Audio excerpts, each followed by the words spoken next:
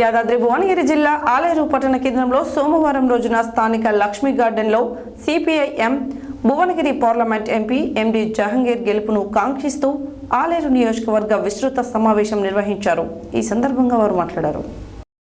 యాదాద్రి భువనగిరి జిల్లా ఆలేరు పట్టణ కేంద్రంలో సోమవారం రోజున స్థానిక లక్ష్మీ గార్డెన్లో సిపిఐ-ఎం భువనగిరి పార్లమెంట్ ఎంపీ ఎండి జహంగీర్ గెలుపును ఆకాంక్షిస్తూ ఆలేరు నియోజకవర్గ విస్తృత సమావేశం నిర్వహించారు. ఈ కార్యక్రమానికి ఎంపీ అభ్యర్థి జహంగీర్ మీడియాతో మాట్లాడుతూ ఈ కార్యక్రమంలో నియోజకవర్గ సిపిఎం మండల అధ్యక్షులు, నాయకులు తదితరులు పాల్గొన్నారు. అన్నిటికన్నా ముఖ్యంగా ఒక రాజకీయ ప్రచారం,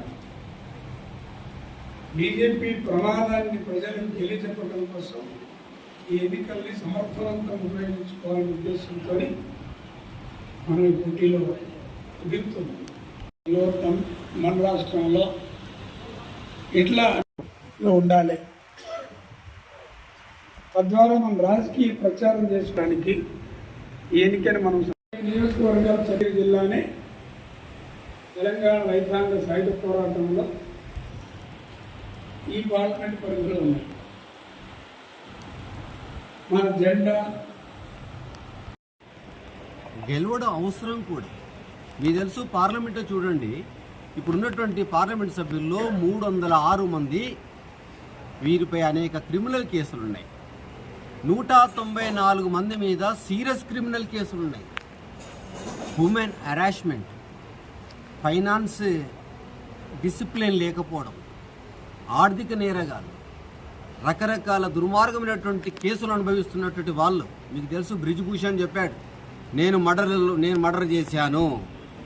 అరే, మర్డర్ చేసిన వ్యక్తి ఎంపీ ఫెట్ అయినావు, నేను అయినా సగర్వంగా చెప్పుకుంటున్నారు, మేము మర్డర్ చేసాము, మేము మహిళల్ని వేధించాము అని చెప్పని. ఇలాంటి వాళ్ళు ఎంపీలుగా గెలుస్తున్నారు. కానీ సమాజం కోసం ఆలోచన చేయాల్సినటువంటి వాళ్ళు, ప్రజల కోసం జీవితాన్ని త్యాగం చేసినట్టు వాళ్ళు ఎన్నికల్లో కేవలం డబ్బు లేనటువంటి కారణంగానే వెనకబడుతున్నారు.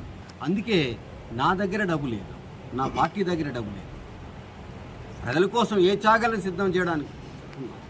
అందుకే ఈ ఎన్నికల్లో డబ్బు చూడకండి, ప్రలోభాలు చూడకండి, ఇతర సంక్షేమ అంశాలు చూడకండి. కమ్యూనిస్టులకు అవసరం ఉన్నది. ఇప్పుడు కమ్యూనిస్టులు ఈ ఎన్నికల్లో గెలవడం అవసరంగా ఉన్నది, లేదనుకుంటే దేశం అధోగతి పాలు. రెండవ అంశం, భువనగిరి పార్లమెంట్ ఎన్నికలు అనేక సమస్యలు చూడండి.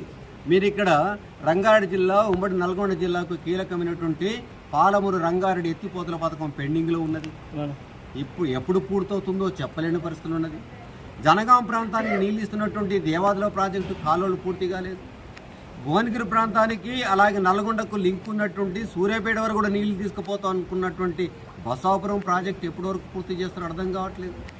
బ్రాహ్మణ విలం దగ్గర ఉదయ సముద్రం ప్రాజెక్టు ఉంది, ఎప్పుడు చేస్తారు మీరు చెప్పగలుగుతారా? గడువు పెట్టగలుగుతారా? గంధమల గురించి చాలా జోరుగా చెప్పినటువంటి ఈ గత ఎమ్మెల్యేలు కావచ్చు, గత ప్రభుత్వం కావచ్చు, మరి గంధమల ఏమైంది?